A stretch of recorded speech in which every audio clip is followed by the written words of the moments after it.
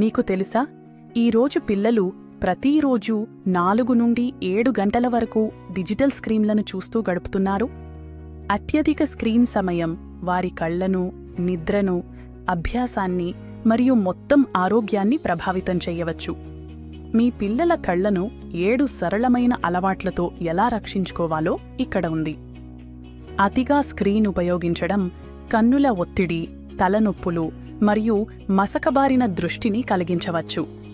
ఇది కండరాల బలహీనత, చెడి శ్రద్ధ మరియు క్షీణించిన నిద్రను కూడా కలిగిస్తుంది.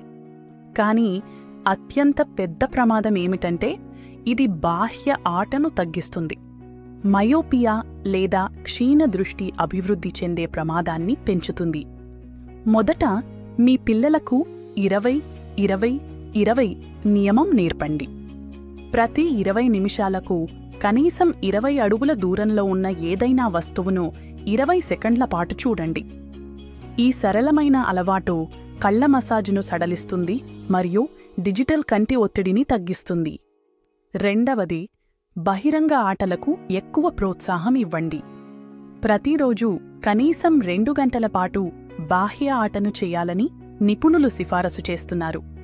ప్రాకృతిక సూర్యకాంతి ఆరోగ్యకరమైన కంటి అభివృద్ధిలో ముఖ్యమైన పాత్ర పోషిస్తుంది మరియు బాల్య మయోపియాకు ప్రమాదాన్ని తగ్గిస్తుంది.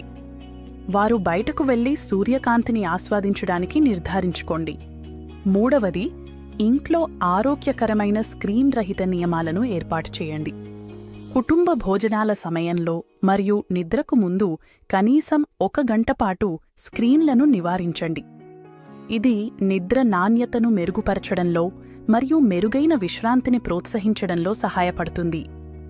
కుటుంబ సమయాన్ని స్క్రీన్ లేకుండా సృష్టించండి. పుస్తకాలను కలిసి చదివి, లోకోక్తి గేమ్స్ ఆడటం మరియు పరస్పర సంభాషణను ఆస్వాదించడం. చివరిగా, సరైన వీక్షణ అలవాట్లను పాటించండి. డిజిటల్ స్క్రీన్లను చేతి పొడవు దూరంలో ఉంచండి మరియు వాటిని కళ్ల స్థాయికి కాస్త కింద ఉంచండి.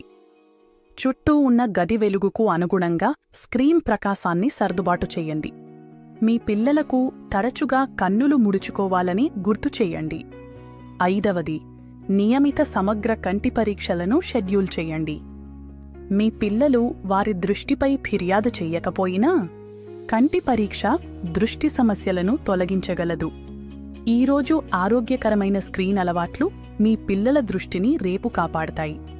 ఇష్టపడండి, పంచుకోండి మరియు సబ్స్క్రైబ్ చేయండి.